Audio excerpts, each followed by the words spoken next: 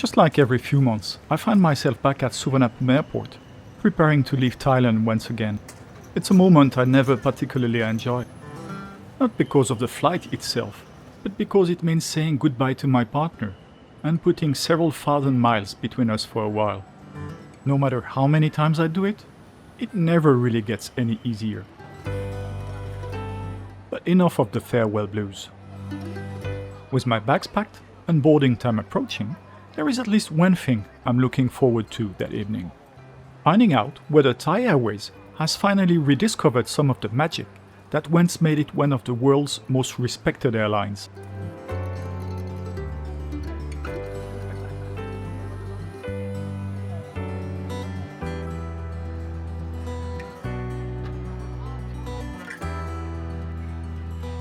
That's my plane, leaving at 12:05 in the morning, a typical red-eyed flight, where we'll take off in the dark and, more than 12 hours later, land in Paris while it's still dark outside.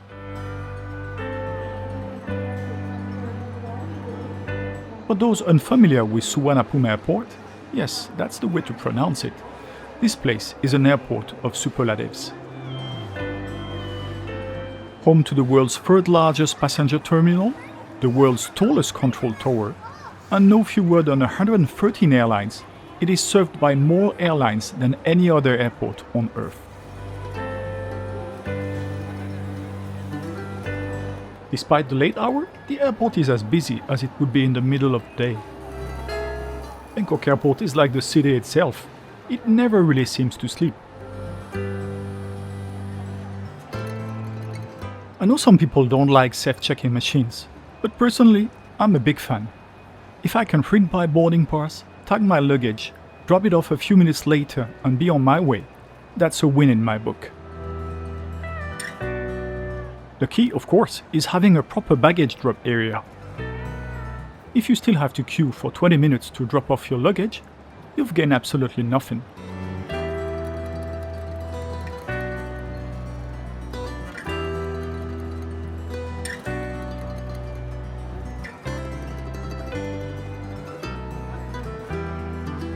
Here, however, the system works exactly as intended. As you can see, there's no one waiting at the baggage drop counters, meaning I'm able to complete the entire process in just a few minutes. And looking at that line, I can confirm that self-check-in was definitely the right decision this evening.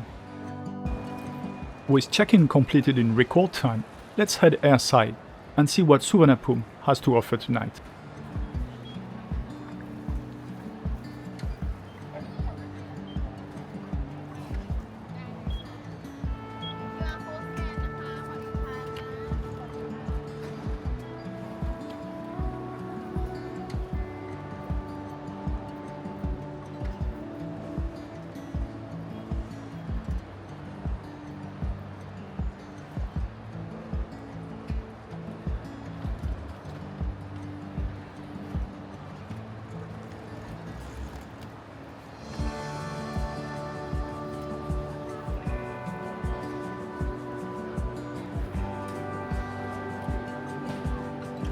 That was fast too. Suvarnabhumi is a funny airport. Most of the time everything works like a well-oiled machine, but occasionally, and seemingly for no reason at all, the entire place slows down. The same thing happens on arrival too. I've had trips where I was through passport control in less than 10 minutes, and others where I've waited for more than an hour. With Suvarnabhumi, you never quite know what you're going to get.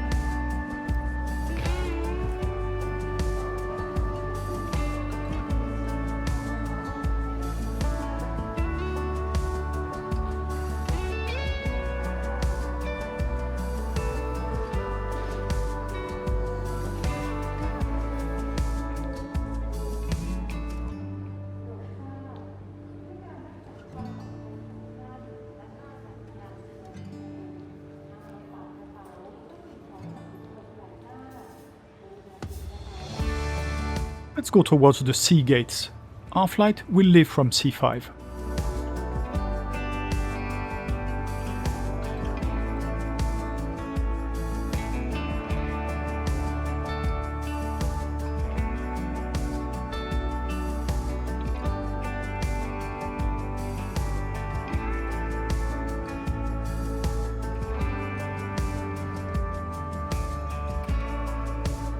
Here's HSTKO, the 13-year-old Boeing 777-300 that we will fly on tonight.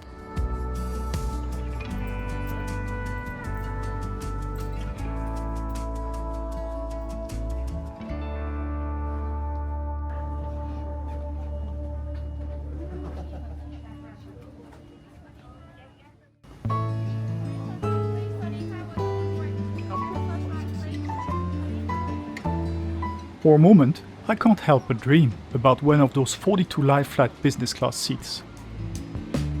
After all, 12 hours is a long time to spend on an airplane.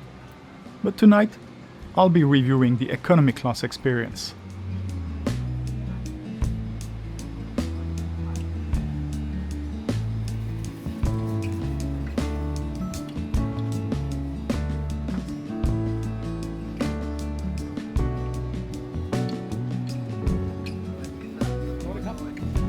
Here is my seat, 64A. If the seat is reasonably comfortable, the in-flight entertainment system is a reminder that this aircraft is no longer in its first youth. The screen is relatively small, reflections can sometimes be distracting, and the overall experience falls short of what many airlines offer today. In short, it is perfectly usable, but no longer up to modern standards. On the positive side, the system does include a USB-A charging port.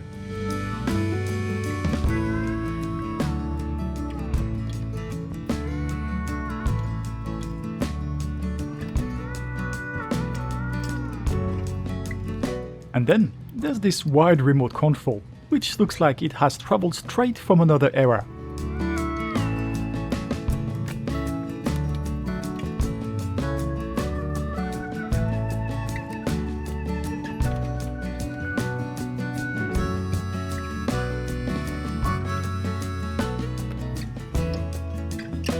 The seat pitch, I'd say it's perfectly acceptable if you're under 1.8 meters or 6 feet tall, which, unfortunately, I'm not.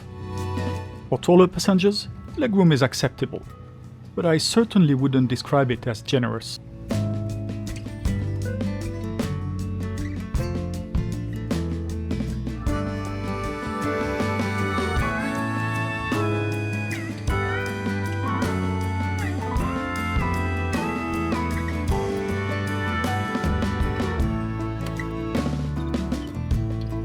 In short, the seat is reasonably comfortable, but the cabin would greatly benefit from a retrofit.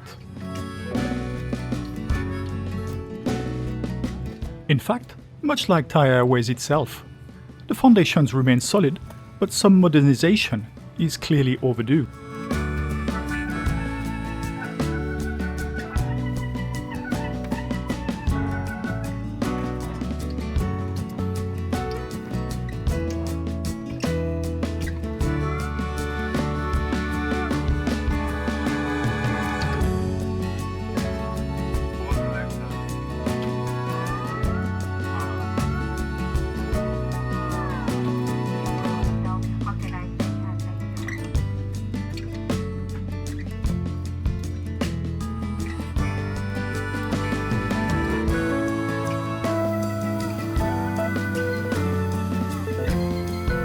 Our departure won't be setting any punctuality records tonight. 20 minutes after our scheduled departure time, we are finally being pushed back from the gate and preparing for the long journey to Paris.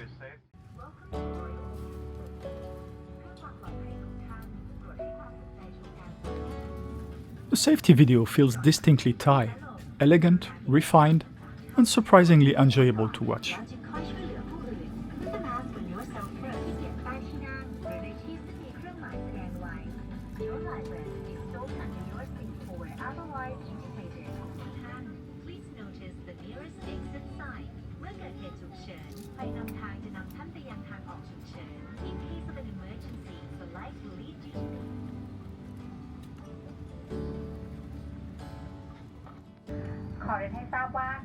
ไทยเป็นสายการบินปลอดบุหรี่เราขอสงวนสิทธิ์ที่จะรับการบริการเครื่องดื่มแอลกอฮอล์แก่ผู้ที่มีโทรศัพท์มือถือและอุปกรณ์อิเล็กทรอนิกส์รับส่งสัญญาณกรุณาเปลี่ยนเป็น Flight Mode หรือ Let's check the IFE.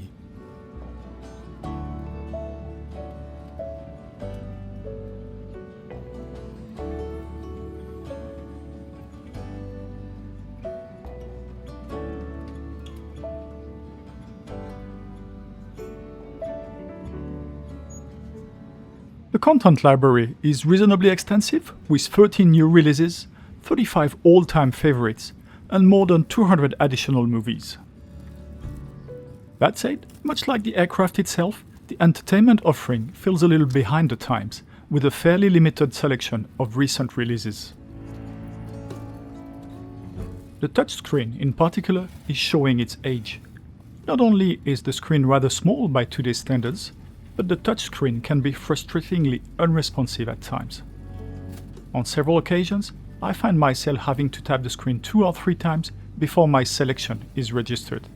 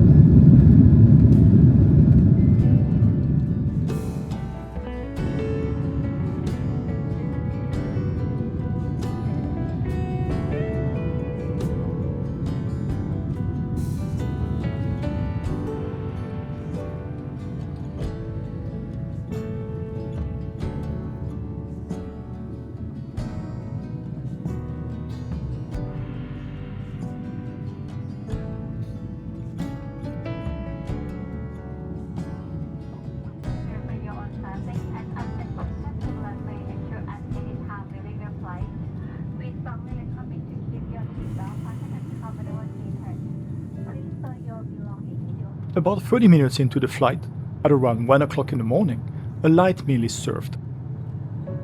The crew clearly understand the priorities on a red-eye flight and make every effort to complete the service quickly, allowing passengers to turn off the lights and get some rest as soon as possible. Another reminder of the aircraft's age came from the tray table. Mine wasn't quite level when unfolded, causing the meal tray to gradually slide towards me. The meal itself is fairly substantial for a 1 a.m. service. On the tray, you'll find some cheddar cheese and butter, a chocolate mousse, a shrimp salad, a packet of rice crackers, a bread roll, and a bottle of water.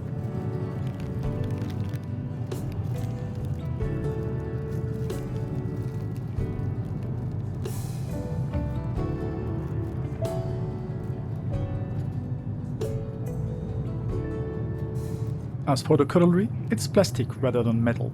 That's hardly a deal breaker, but it's another small detail that prevents the experience from feeling quite as polished as it could. There are some crackers too.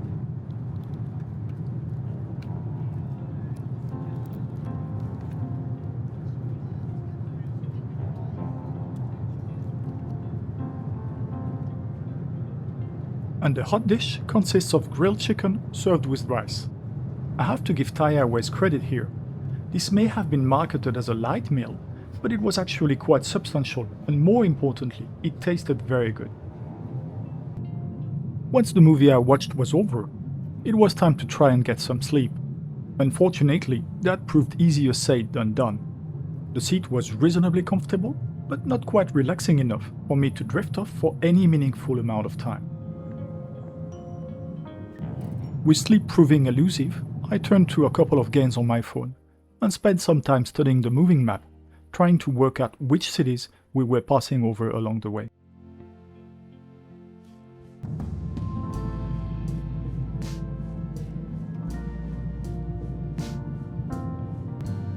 My success rate was, shall we say, less than impressive. After several questionable guesses, the only city I identified correctly was Baku in Azerbaijan.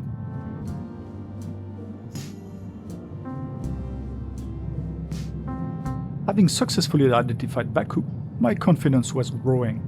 A little later, we flew along Turkey's Black Sea coast, which was admittedly a much easier guess. As we approached the eastern edge of Europe, the pitch-black sky slowly began to brighten. Dawn was still some way off, but the first hints of daylight were starting to appear on the horizon. This is Bucharest in Romania. Not long afterwards, the cabin lights came back on as the crew began preparing breakfast. For those passengers who had actually managed to sleep, it was time to wake up. For me, there wasn't much of a difference.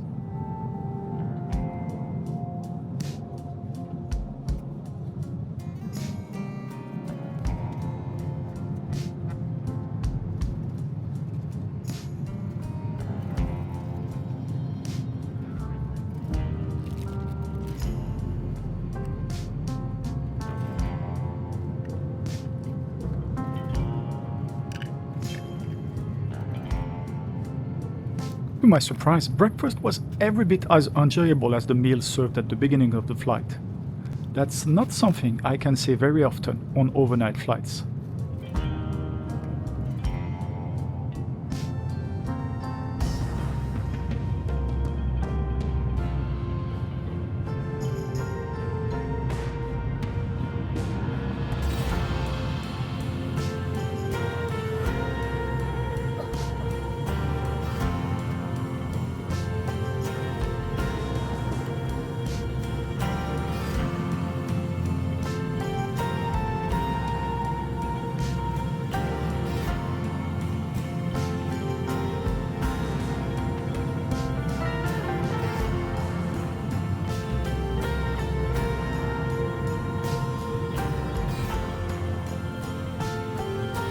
And at last, after almost 12 hours in the air, we began our final approach into Paris.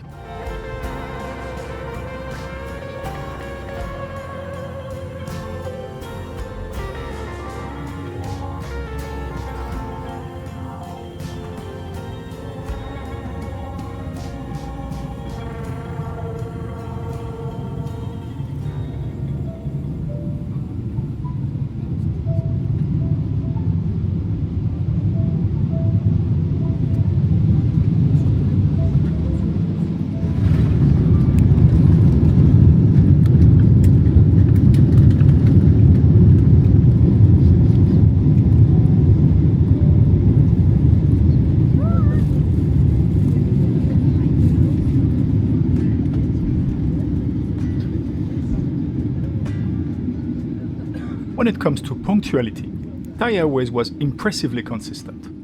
We departed 20 minutes late, and we arrived 20 minutes late. As this is a Thai Airways flight, we arrived at Terminal 1 of Paris Charles de Gaulle Airport.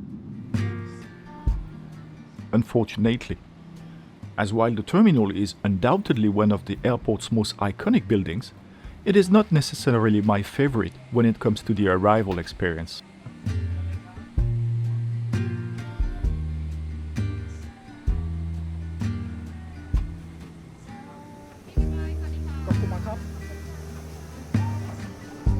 Arriving at the gate is only half the battle. After a lengthy walk through the terminal, I'm greeted by a rather impressive immigration queue. 45 minutes later, I'm finally on French soil again. As it turns out, I actually paid €468 for this one-way direct flight between Bangkok and Paris. However, that fare included a €20 optional VIP lounge access at Suvarnabhumi Airport, which I never ended up using as I had forgotten everything about it. In other words, the flight itself effectively cost €448. That's a very good price for a direct flight between Bangkok and Paris, especially on a full-service carrier, and it certainly improves the overall value for money equation. So what should we make of this Thai Airways flight from Bangkok to Paris? On the positive side, the airline delivers excellent value for money, especially considering that I paid the equivalent of just €448 for a direct flight between the two cities. The catering was surprisingly good for economy class. Both the late-night meal and the breakfast exceeded my expectations, and the onboard service was excellent throughout the journey. The crew were efficient, professional, and genuinely pleasant. On the other hand, there is no escaping the fact that this aircraft is showing its age. The seats remain reasonably comfortable, but the cabin, the entertainment system, the touchscreen, and several other details would greatly benefit from a thorough refurbishment. Overall, however, this was a solid experience and a reminder that Thai Airways appears to be moving in the right direction. The airline may not yet be back to the level that once made it one of the world's most prestigious carriers, but it is certainly closer than it was a few years ago. Taking everything into account, I'm giving this flight a score of 15 out of 20. If you've recently flown Thai Airways, I'd be very interested to hear about your experience. Do you think the airline is making a comeback? Let me know in the comments below.